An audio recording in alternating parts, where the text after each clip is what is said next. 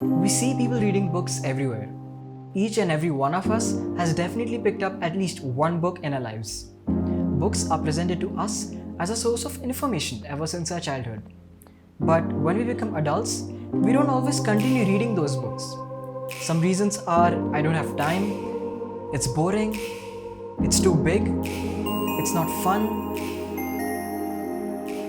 and I never got into the habit. And I get it. Sometimes books can feel like a drag and sometimes they can be very boring. I have been exactly where you are and I gave the same exact reasons. But I was wrong. What if I told you that there's so much more to books than we know? What if I told you that books can literally be the reason you become a millionaire? You wouldn't believe me, right? Well, today, I'll show you the real reason of why we should read books, how books can help us, and how you can start reading books from today.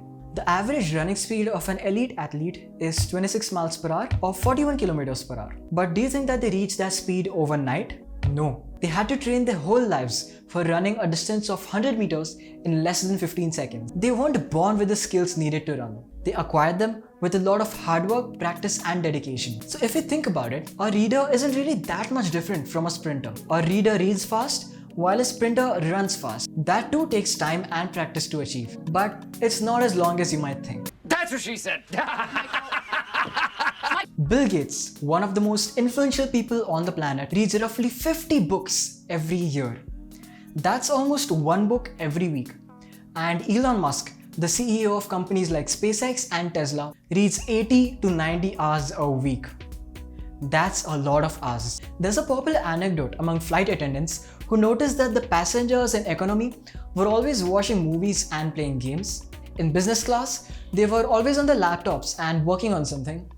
And in first class, they were always reading. If some of the most successful people in the world actively make time to read, don't you think there's something we might be missing out on?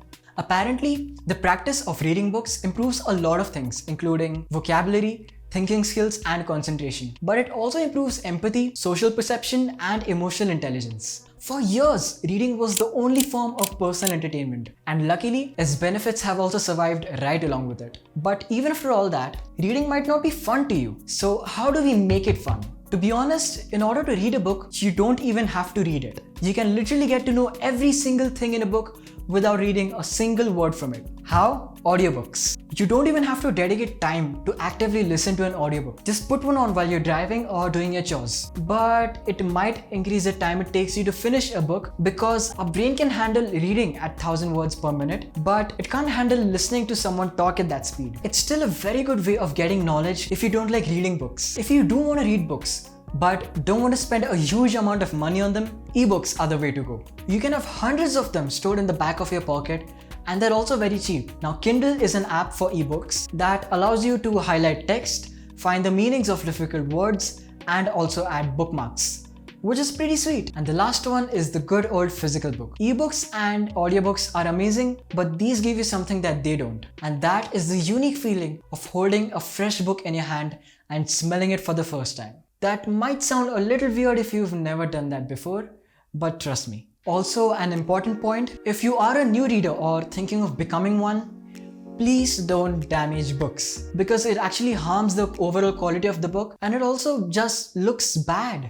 So, moving on to the next part, reading books and reading them fast. Because let's be honest, the faster you read, the more knowledge you'll gain and the smarter you'll become. In the beginning, you might have the habit of reading the words aloud or saying them in your mind. Stop that. Because the speed at which you speak is almost twice as slow as your reading speed. As children, we were specifically taught to say the words we read.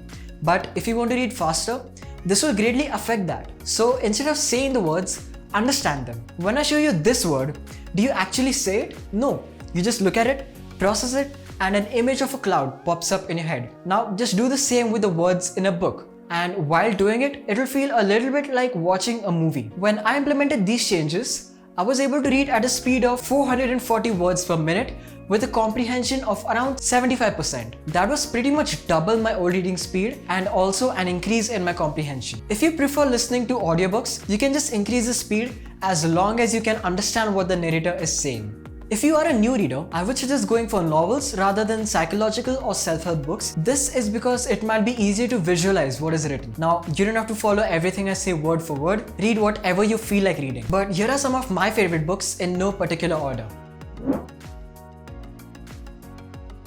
And as you can see, I'm a bit of a fiction freak. While reading a book, if you get bored and feel like quitting, do it.